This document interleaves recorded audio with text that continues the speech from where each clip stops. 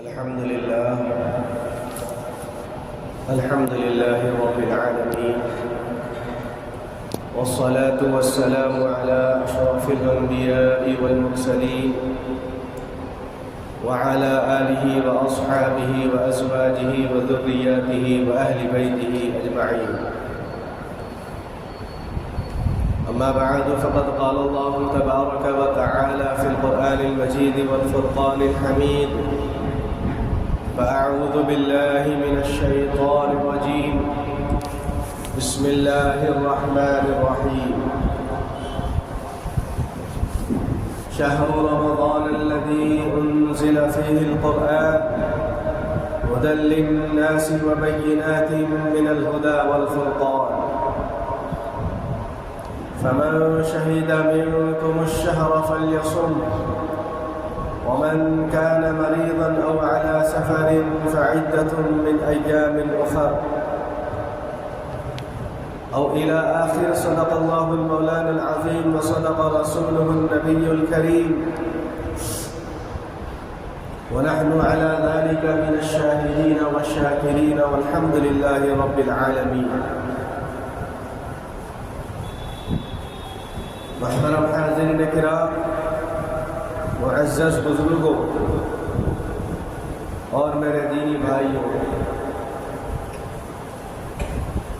ہم سب مل کر وجہ تخلیق کائنات سرور کون و مکان تاجدار مدینہ خاتم النبیین سید المرسلین شفیع المذنبین صلی اللہ علیہ وسلم کی خدمت میں درود شریف سے ابتدا کریں: اللہم صلی علی سیدنا شفیعنا وحبیبنا ونبینا ومولانا محمد وبارک وسلم. اللہ تبارک و تعالی نے قرآن مجید و فرقان حمید کو ہم تمام کی ہدایت کے لیے نازل فرمایا. میرے اور آپ کے آقا حضور کل نور صلی اللہ علیہ وسلم کو رب العالمین نے رحمت للعالمین بنا کر مبعوث فرمایا. یہ مہینہ بڑا عظیم الشان مہینہ ہے، یہ مہینہ بڑا عظمتوں اور رفعتوں والا مہینہ ہے. اس مہینے کا نام اللہ تبارک و تعالی نے رمضان المبارک رکھا ہے. رمضان کے معنی بہت سے آتے ہیں، جس میں سے ایک معنی یہ آتا ہے کہ جلا دینا. تو اللہ تبارک و تعالی نے ہمارے گناہوں کو جلانے کے لیے، ہمارے گناہوں کو ختم کرنے کے لیے، ہمارے گناہوں کو بخشنے کے لیے یہ مہینہ عطا فرمایا. رب ذوالجلال اپنے بندوں کو بہت زیادہ پسند کرتے ہیں. کسی نہ کسی بہانے سے اللہ تبارک و تعالی اپنے بندوں کو معاف کرنے کے لیے بہانے تلاش کرتے ہیں. چنانچہ اسی میں سے ایک یہ بہانہ ہے رمضان المبارک کا مہینہ، جس کے بارے میں اللہ تبارک و تعالی نے قرآن پاک کی آیت نازل فرمائی: شہر رمضان الذی انزل فیہ القرآن، کہ اللہ تبارک و تعالی نے قرآن پاک کو اس مہینے میں نازل فرمایا. ہدی للناس، سارے لوگوں کے لیے اللہ تبارک و تعالی نے اس میں ہدایت کو چھپا کر رکھا ہے. ہدایت کے لیے اللہ نے اس قرآن پاک کو نازل فرمایا. فمن شہد منکم الشہر فلیصم، تم میں سے جو کوئی یہ مہینہ پائے وہ روزے کی حالت میں آ جائے. اس کے اوپر لازم ہے، فرض ہے کہ اللہ کے حضور میں اللہ کو راضی کرنے کے لیے روزے رکھے. پھر آخری آیاتوں میں اس بات کی طرف بھی اشارہ دیا گیا کہ تم میں سے جو کوئی اللہ کو راضی کرنے کے لیے روزے رکھتے ہیں، وَأَن تَصُومُوا خَيْرٌ لَكُمْ، اللہ تبارک و تعالیٰ اس کے لیے بھلائی کا معاملہ فرماتا ہے. یہ قرآن پاک اتنا عظیم الشان کلام ہے کہ جس کے بارے میں فرمایا گیا کہ جو کوئی جس نیت سے اس کو پڑھتا ہے اللہ تعالیٰ اس کے عوض میں اس کو عطا فرماتا ہے. اس کے ایک ایک حرف میں اللہ تبارک و تعالیٰ 10 نیکیاں لکھ دیتا ہے. فرمایا گیا الف لام میم تم یہ نہ سمجھنا کہ صرف جو ہے ایک ورڈ ہے، بلکہ اس کے اندر 3 حروف کو اللہ نے چھپا کر رکھا ہے، بتلا دیا ہے۔ اور بتلانے پر یہ کہا گیا کہ الف الگ ہے، لام الگ ہے اور میم الگ ہے۔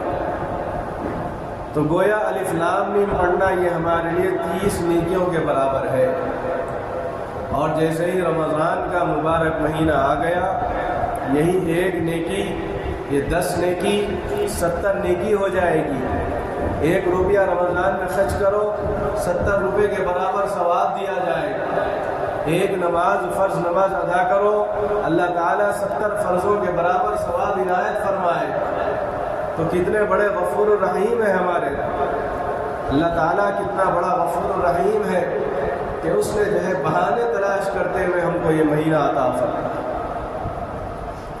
چنانچہ بزرگوں دوستوں، اب جب اللہ تبارک و تعالیٰ نے یہ آیت نازل فرمائی تو اس کے ساتھ ساتھ یہ بھی فرمایا گیا، یا ایھا الذین آمنوا کتب علیکم الصیام کما کتب علی الذین من قبلکم لعلکم تتقون، کہ اللہ تبارک و تعالیٰ ایمان والوں سے مخاطب ہو رہا ہے کہ وہ لوگوں جو ایمان لائے ہو، اللہ کو راضی کرنے کے لیے ایمان والے جن کو کہا گیا ہے، ان کے تعلق سے فرمایا جا رہا ہے کتب علیکم الصیام، اللہ تبارک و تعالیٰ تمہارے لیے روزے فرض کر دیے۔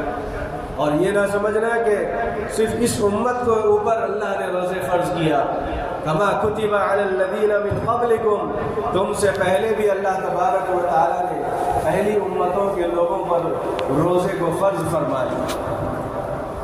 اور اس کا سارا مغز کیا اللہ تبارک و تعالیٰ کو یہ منظور ہے کہ اس کا بندہ بھوکا پیاسا رہے؟ کیا اس کی خواہش رہتی ہے کہ اپنے بندے کو تکلیف میں ڈالے؟ نہیں میرے محترم بزرگوں دوستو، رب ذوالجلال تو یہ چاہتا ہے کہ اس کا بندہ تقوی اختیار کرنے والا بن جائے، اللہ اللہ کرنے والا بن جائے، اللہ کو راضی کرنے والا بن جائے، اللہ سے ڈرنے والا بن جائے، اللہ کو ہر طرح سے یقین بالذات کے ساتھ اعمال صالحہ کرتے ہوئے حضور پاک صلی اللہ علیہ وسلم کی ذات گرامی پر اللہ تبارک و تعالیٰ درود و پاک پیش کرتے ہوئے اللہ اللہ کرنے والا بن جائے۔ تو تقوی کا حاصل یہ ہے کہ ہر چیز کے اندر بندے کی فکر یہ ہونی چاہیے کہ میں ایک گناہ بھی اگر کر رہا ہوں تو رب ذوالجلال اس کو دیکھ رہے ہیں۔ تقوی کا معنی یہی بتلایا گیا۔ حضرت عمر بن خطاب رضی اللہ تعالیٰ عنہ اس کی مثال دیتے ہیں کہ اللہ کے بندو تقوی کیا ہے میں تم کو بتاؤں گا۔ کہنے لگے صحابہ ضرور بتائیں امیر المومنین۔ حضرت عمر بن خطاب رضی اللہ تعالیٰ عنہ فرماتے ہیں کہ اگر تم ایک جو ہے جھاڑی کے علاقے سے جا رہے ہو، جنگل میں جا رہے ہو اور راستے کے آزو بازو کانٹوں والے درخت ہو، آزو بازو دونوں طرف کانٹے والی ٹہنیاں لگی ہوئی ہو اور تم جو ہے نرم لباس پہن کر اس راستے سے گزر رہے ہو، تو اگر تم راستے سے جب کبھی بھی جاؤ گے اپنا دامن ہمیشہ سمیٹ کر جاؤ، اور تم کو یہ معلوم ہوگا کہ اگر تم اپنے دامن کو نہیں سمیٹو گے، تم اپنا لباس پکڑ کر اس کو جو ہے جکڑ کر اس راستے سے نہیں چلو گے تو ہوا کبھی بھی ہمارے لباس کو کانٹوں میں الجھا دے۔ تو مثال اس طریقے سے دی جا رہی ہے کہ یہ جو تقوی والی زندگی ہے، یہ صراط مستقیم پہ چلنے والا جو معاملہ ہے، اس کا راستہ بھی ایسا ہی ہے کہ ہم جس راستے سے جا رہے ہیں اس میں جو ہے راستے کے اطراف دونوں جانب میں کانٹے لگے ہوئے۔ ہم کو ایسے چلنا ہے جیسے ایک مومن جو ہے اس راستے سے اپنے لباس کو سمیٹتے ہوئے چلتا ہے، اس طریقے سے ہم کو وہاں سے چلنا ہے۔ چنانچہ میرے محترم بزرگوں دوستوں، جب ایمان والوں کا معاملہ آ گیا، ایمان والوں کی کیفیت کا معاملہ آتا ہے، تو ایک صحابی رسول کا واقعہ ہم سب جانتے ہیں۔ وہ واقعہ کیا ہے؟ وہ واقعہ یہی ہے، اللہ کے نبی صلی اللہ علیہ وسلم کے ایک صحابی ہیں جن کا نام حضرت عبداللہ بن عمرو العاص رضی اللہ تعالیٰ۔ حضور پاک صلی اللہ علیہ وسلم ایک مرتبہ مسجد نبوی میں تشریف فرما ہے. آقا علیہ الصلوۃ والسلام خطبہ ارشاد فرما رہے ہیں. ارشاد فرماتے ہوئے کہا کہ لوگوں ابھی تھوڑی دیر میں ایک ایسے شخص کا دیدار کر لو جس کے بارے میں اللہ نے فرمایا ہے کہ یہ جنتی ہے. اللہ حضور پاک صلی اللہ علیہ وسلم فرما رہے ہیں کہ ابھی ایک شخص آئے گا جس کے چہرے سے پانی ٹپکے گا، جس کی داڑھی سے پانی ٹپکے گا، وضو کرتے ہوئے مسجد نبوی میں آئے گا، اور تم دیکھ لینا اگر جنتی شخص کی جو ہے بشارت اور اس کی زیارت کرنا چاہتے ہو تو ابھی دیکھ لینا ایک شخص آئے گا اور اس کے چہرے سے اس کے داڑھی سے پانی ٹپکا ہوا نظر آئے. پہلے دن یہ معاملہ ہو گیا. دوسرے دن اللہ کے نبی صلی اللہ علیہ وسلم پھر ارشاد فرمانے لگے لوگوں ایک ابھی شخص آئیں گے، جنت والے شخص کی اگر زیارت کرنا چاہتے ہو تو جن کے چہرے سے پانی ٹپکتا ہوا رہے گا وہ ابھی مسجد میں آئیں گے، تم ان کی زیارت کر لیں. دوسرے دن بھی یہ معاملہ ہو گیا، تیسرے دن بھی یہی معاملہ ہو گیا. اللہ کے نبی صلی اللہ علیہ وسلم کیا ارشاد مبارک صحابہ سنتے گئے اور دیدار سے مشرف ہوتے چلے. حضرت عبداللہ بن عمرو بن العاص رضی اللہ تعالیٰ عنہ کو تشویش ہو گئی. پورے صحابہ اکرام میں حضرت عبداللہ بن عمرو العاص رضی اللہ تعالیٰ عنہ کے بارے میں یہ بات مشہور تھی. وہ یہ تھی کہ حضرت عبداللہ بن عمرو بن العاص رضی اللہ تعالیٰ عنہ سال بھر دن کے اندر روزہ رکھا کرتے اور پوری رات اللہ تبارک و تعالیٰ کے حضور میں عبادتوں کے ساتھ گزارا کرتے تھے.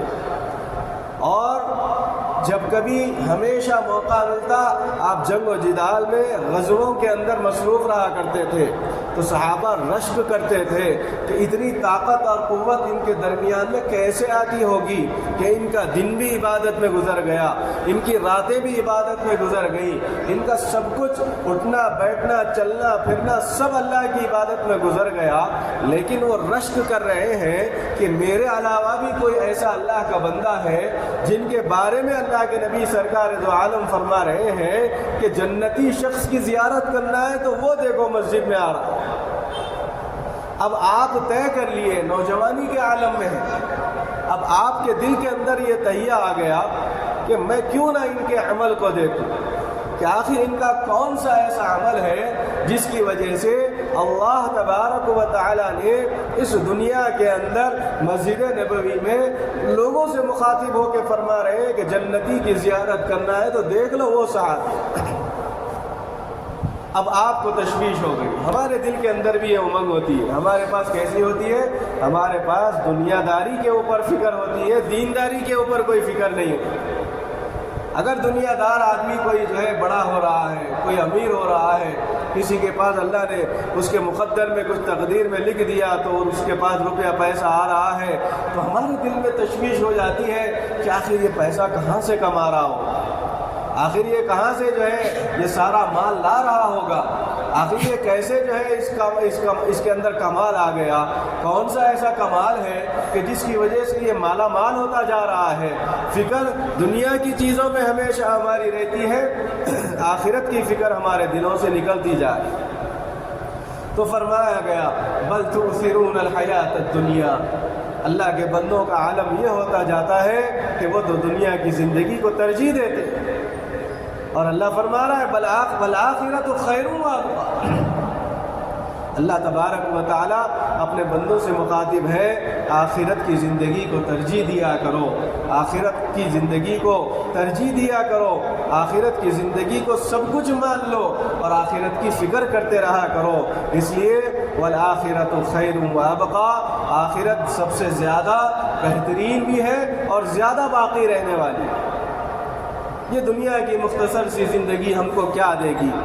یہ مچھر کا پر جس دنیا کو کہا گیا، یہ کوڑے دان سے بھی زیادہ اس کی حقیقت کو ختم کر دیا گیا.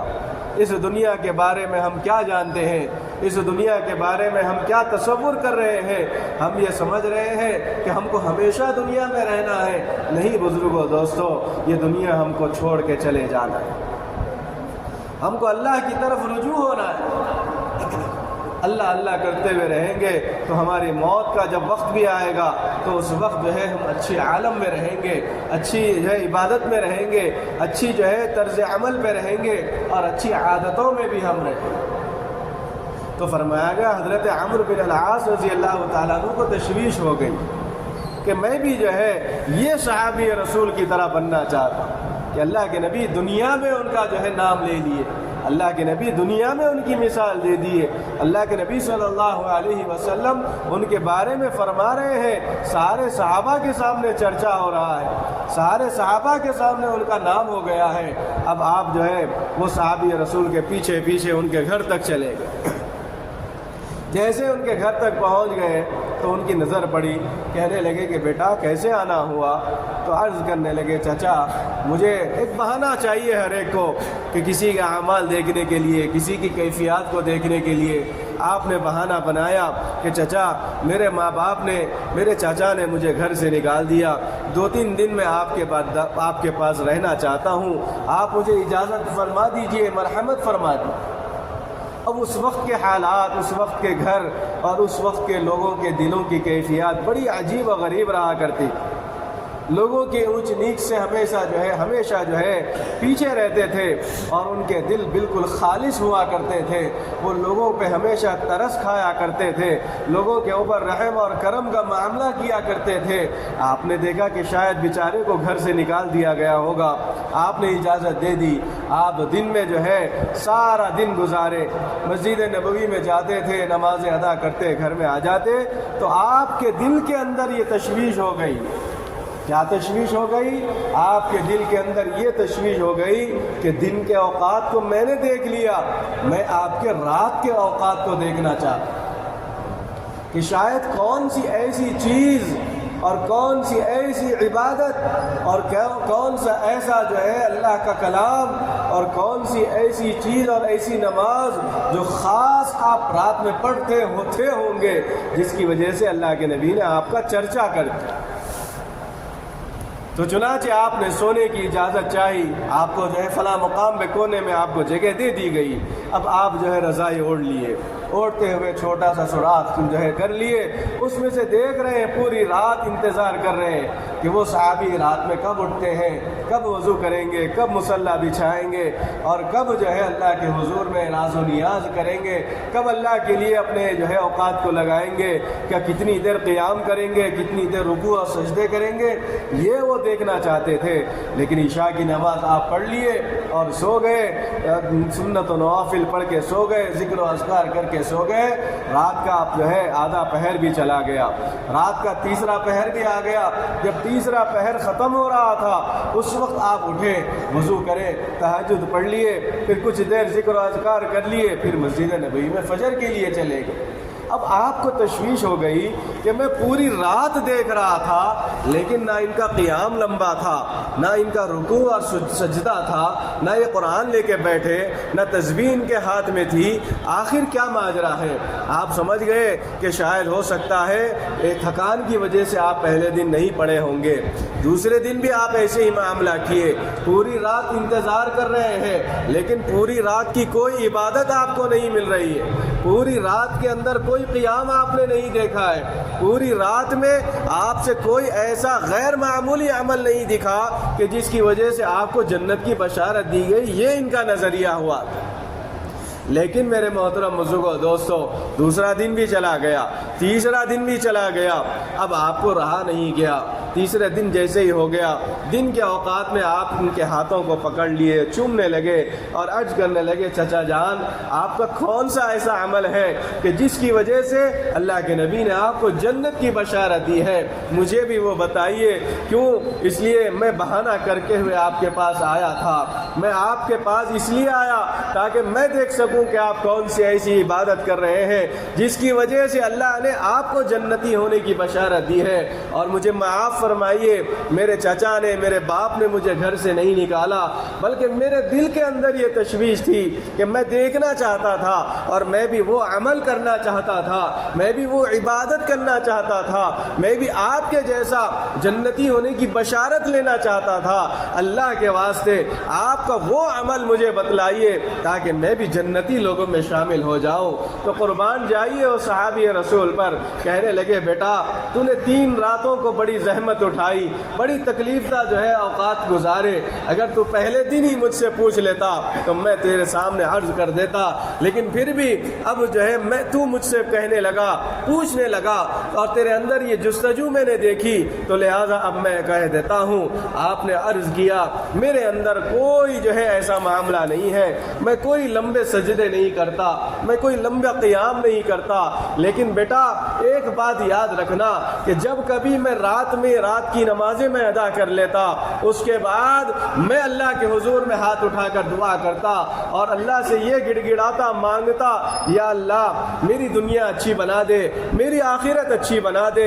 پھر آپ نے فرمایا بیٹا ایک بات زندگی میں تم پکڑ لینا مضبوطی کے ساتھ کہ جب کبھی تم سو گے، اپنے بستر پہ جاؤ گے، جانے سے پہلے دنیا کے سارے لوگوں کو تم معاف کر دینا، دنیا کے سارے لوگوں کا دل سے جو ہے ان کا بخل نکال دینا، ان کی جو ہے غیبتیں نکال دینا، ان کی چغلیاں نکال دینا، ان کے بارے میں غلط فہمیاں نکال دینا، ان کے بارے میں جو کچھ بھی غلط باتیں تم اپنے ذہن اور دل میں رکھا کرتے تھے وہ سارے کے سارے نکال کر اللہ کے لیے تم سب کو معاف کر دینا، پھر دیکھ لینا اللہ تبارک و تعالیٰ تم کو بھی جنتی ہونے کی بشارت عطا فرمائے۔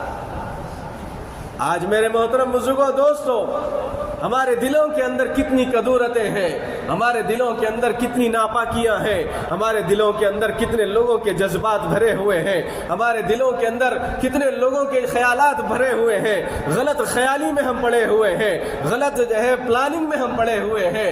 ہم آج ہمارے دلوں کے اندر حسد آ گیا، ہمارے دلوں کے اندر بخل آ گیا، ہمارے دلوں کے اندر کینہ آ گیا، ہمارے دلوں کے اندر جانے کیسی کیسی بیماریاں آ گئی۔ قرآن کہتا ہے، قرآن یہ ہمارے سامنے کہہ رہا ہے کھلا بلا تکرمون الیتیم، ہرگز نہیں، ہرگز نہیں، بلکہ فرمایا گیا کہ جو ہے قرآن کے اندر یہ واضح طور پر فرمایا جا رہا ہے بلا تکرمون الیتیم ولا تحاضون علی طعام المسکین، پھر فرمایا گیا کہ کلا بلا تکرمون الیتیم، پھر دوسری جگہ کلا بل ران علی قلوبہم ما کانوا یکسبون، فرمایا گیا کہ ہرگز نہیں تم اس وقت تک کامل مومن نہیں بن پاؤ گے جب تک کہ تمہارے دل کا زنگ نہیں نکلے گا، جب تک کہ تمہارے دل کے اندر اپنے دوسرے بھائی کے لیے وہ چیز جو تم اپنے لیے پسند کرتے ہو اپنے بھائی کے لیے بھی وہ پسند کرو، جو چیز تم کھانے کے لیے اپنے لیے پسند کرتے ہو وہ چیز تم اپنے دوسرے بھائی کے کھانے کے لیے پسند کرنے والے بن جاؤ، جو چیز تم پہنتے ہو اپنے بھائی کے لیے وہ چیز پہنانے کے لیے تم پسند کرنے والے بن جاؤ، تو دیکھ لینا اللہ تعالیٰ گھروں کے اندر برکتوں کا نزول فرمائے۔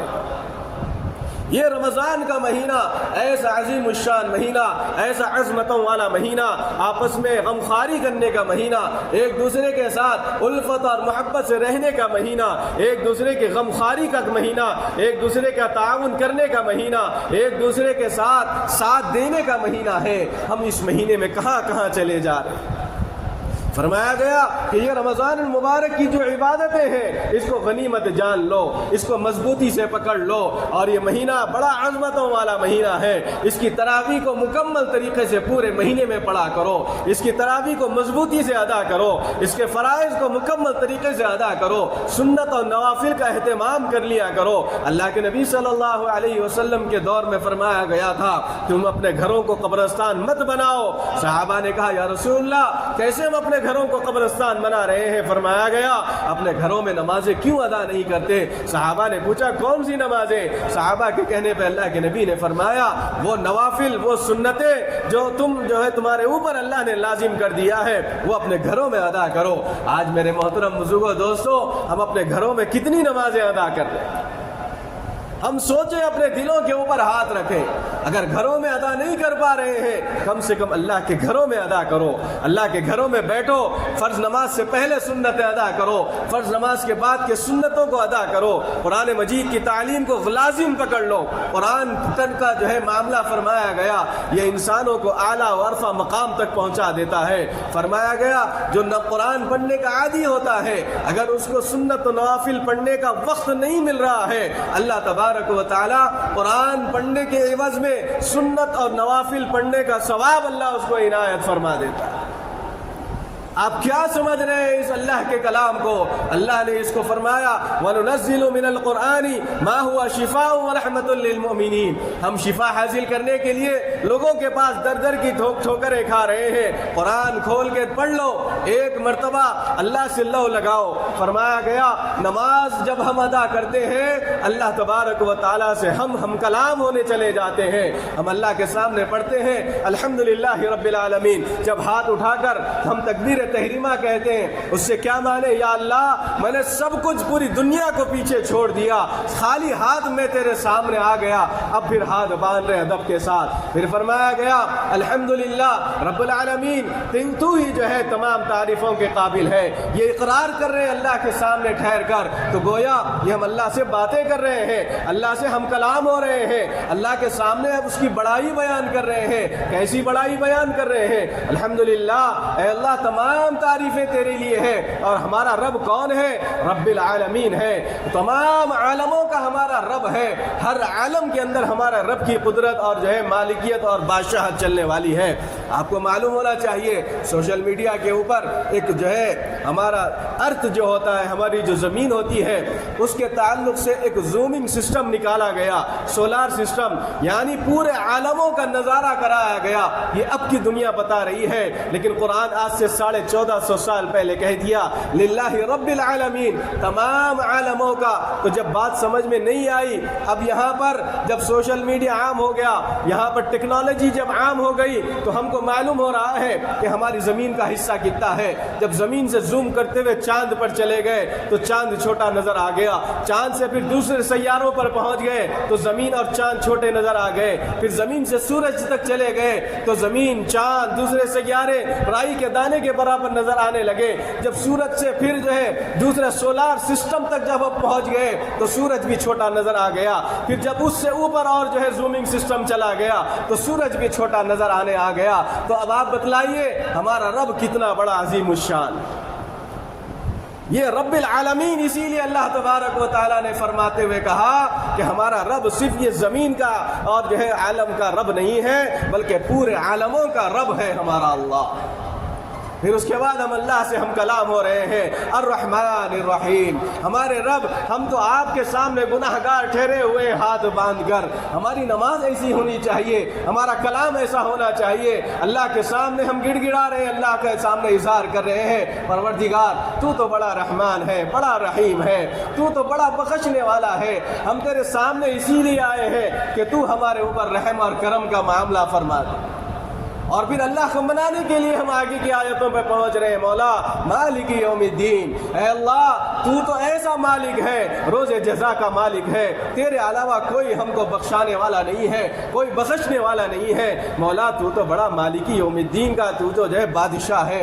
پھر اللہ کے سامنے ہم جو ہے گڑ گڑا رہے ہیں، مولا یہ زندگی تو نے عطا فرمائی تو کس لیے عطا فرمائی؟ ایاک نعبد، اے اللہ ہم تیری ہی عبادت کرنے کے لیے تیرے سامنے آ گئے، اللہ ایاک نستعین، اے اللہ تو ہی ہماری مدد کرنے والا ہے، اللہ تو ہی ہمارے سارے کاموں کو بنانے والا ہے، اللہ یہ اللہ کے سامنے ہم اظہار کر رہے ہیں، اللہ کے سامنے باتیں کر رہے ہیں، اللہ کے سامنے گڑ گڑا رہے ہیں، اللہ کے سامنے دعائیں کر رہے ہیں، ایاک نعبد و ایاک نستعین۔ پھر آخر میں جو اب ہم پہنچ رہے ہیں، یہ سب کچھ تعریفیں بھی ہو گئی، رحمان و رحیم کی بڑائی بھی ہو گئی، روز جزا کا مالک ہو گیا، اس کا اقرار بھی ہم نے کر لیے، اب اہدنا الصراط المستقیم پہ آ گئے۔ اللہ پوچھنا چاہتا ہے بندے تو نے جب میری اتنی تعریف کر لی، اب بتا تو کیا چاہتا ہے؟ تو اللہ کا بندہ اقرار کر لیتا ہے، مولا مجھے صراط مستقیم پہ چلا دے، مجھے صراط مستقیم پہ چلا دے، میں دنیا کے سارے لوگ آج نئے نئے راستے لے کے میرے پاس آ گئے،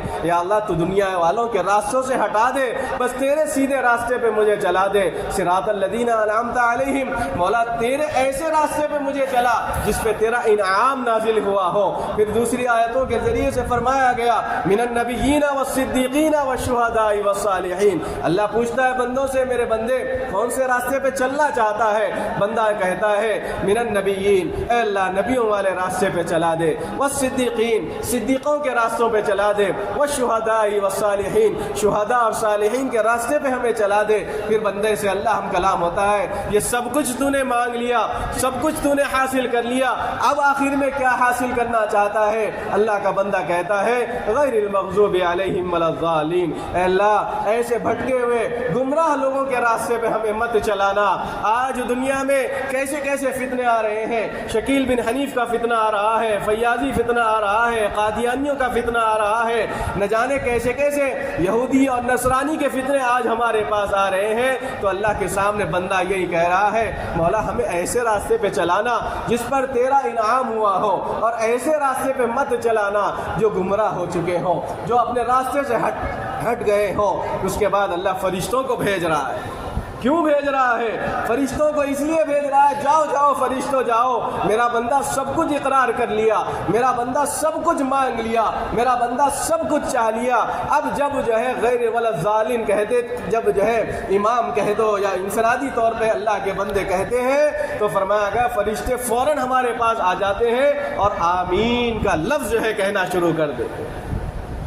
میرے محترم بزرگوں دوستو، یہ اللہ تبارک و تعالیٰ کی زندگی بہت بڑی غنیمت ہے۔ یہ رمضان کا مہینہ بڑا عظیم الشان مہینہ ہے، اس میں اپنے دسترخوانوں کو کشادہ کرو، اس میں جو ہے کھانے کھلانے کا اہتمام کیا کرو، اس میں ایک دوسرے کو پہنانے کا اہتمام کیا کرو، یتیموں پر جو ہے رحمت اور شفقت کا معاملہ کیا کرو، مساکینوں کا جو ہے مساکین کی مدد کیا کرو، اللہ کے گھروں کی مدد کیا کرو، اللہ کے گھروں میں آ جاؤ اللہ کے واسطے۔ اللہ یہاں پر جو ہے انعامات جو ہے نازل کرنے کا وعدہ فرما رہا ہے۔ ہمارا نوجوان تراویح ہو رہی ہے، بازاروں میں ہوٹلوں کی نظر میں بیٹھ کر جو ہے ایک ایک چائے پہ امریکہ اور ہندوستان کے مسئلہ سالو کرنے پر بیٹھا ہوا ہے۔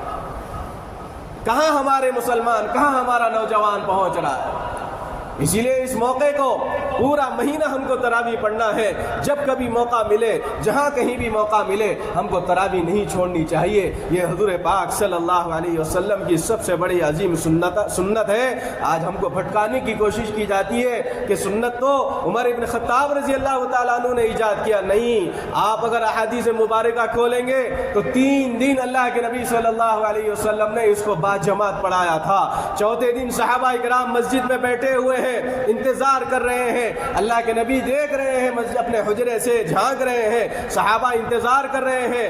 1 گھنٹہ ہو گیا، 2 گھنٹے ہو گئے، صحابہ اسی مقام پر بیٹھے ہوئے ہیں۔ اللہ کے نبی نے دیکھا کہ آپ جو ہے دیکھ رہے ہیں، بہت دیر ہو گئی تو صحابہ انفرادی پڑھ کے چلے گئے۔ کہ جب چوتھے دن 5ویں دن اللہ کے نبی آئے تو فرمانے لگے صحابہ یا رسول اللہ ہم انتظار کر رہے تھے کہ آپ نماز پڑھائیں گے، ہمارے دل کے اندر شوق تھا کہ ایک ایسی عظیم الشان نماز ہم کو مل رہی ہے جو رات کی نماز ہے، عشاء کے بعد کی نماز ہے، جو خاموشی سے ہم ادا کرنے والے بن جائیں گے، ہمارے رب کو راضی کرنے والے بن جائیں گے۔ اللہ کے نبی صلی اللہ علیہ وسلم نے فرمایا میں تمہارے خاطر جو ہے چوتھے دن نہیں آیا، اگر میں آ جاتا تو مجھے ڈر تھا کہ رب العالمین کہیں اس تراویح کو بھی فرض نہ بنا۔ اگر یہ فرض ہو جاتی تو میرے محترم بزرگوں دوستوں کیا ہوتا؟ آپ دیکھ لیجئے اللہ کے نبی کیسے شفیق ہیں، کیسے ہمارے اوپر کرم نوا ہیں۔ تو اسی منظر کو دیکھتے ہوئے عمر ابن خطاب رضی اللہ تعالیٰ عنہ نے دیکھا، آپ نے فرمایا کہ جب اللہ کے نبی نے پڑھایا ہے تو کیوں ہم نہ پڑھیں؟ آپ جب پڑھانا شروع کر دیے تو کیا اس وقت صحابہ اکرام کی بڑی جماعت نہیں تھی؟ پورے صحابہ تھے، پورے صحابہ کا جمع غفیر موجود تھا، تو کیا وہ انگلی نہیں اٹھاتے تھے؟ کیا اختلاف نہیں کر سکتے تھے؟ کوئی صحابی بھی انگلی نہیں اٹھائے، اختلاف نہیں کیے۔ تو فرمایا گیا یہ تراویح ہمارے لیے آج سے نہیں، 100 سال سے نہیں، 500 سال سے نہیں، بلکہ 1400 سال سے یہ معمول چلتے آ رہا ہے، ہم اس کو ادا کرنا ہے۔ سنت مؤکدہ کی کفایہ اس کو جو ہے لقب دیا گیا ہے، اسی لیے اس کو مضبوطی سے پکڑے، قرآن پاک کو عام کریں، قرآن پاک کی تعلیموں کو اپنے گھر کے اندر عام کریں اور اپنے بچوں کے ساتھ ان کی صحیح تربیت کریں، ان کو نمازی بنائیں، مسجدوں میں ضرور لائیں، لیکن ان کو یہ سمجھائیں کہ دیکھو بیٹا یہ اللہ کا گھر ہے، کھیلنے کودنے کی جگہ نہیں ہے، آپ کو کھیلنا ہے کودنا ہے گھروں میں کھیلنا کودنا، لیکن اللہ کے گھر میں کبھی نہیں کھیلنا، اس لیے کہ یہاں فرشتے آیا کرتے۔ تو لہٰذا میرے محترم بزرگوں دوستوں، میں انہی چند کلمات پر اللہ رب العزت کی بارگاہ میں دعا کرتا ہوں کہ رب ذوالجلال ہم تمام کو، ساری امت مسلمہ کو رمضان کے فیوز و برکات عطا فرمائے۔ رمضان کا یہ پہلا دہا جو رحمتوں والا ہے، رحمتوں کی بارش ہمارے اوپر نازل فرمائے۔ مولا مرنے سے پہلے ہماری زبان پر کلمہ طیبہ جاری و ساری فرمائے۔ وصلی اللہ تعالی علی النبی الکریم، الحمد للہ رب العالمین۔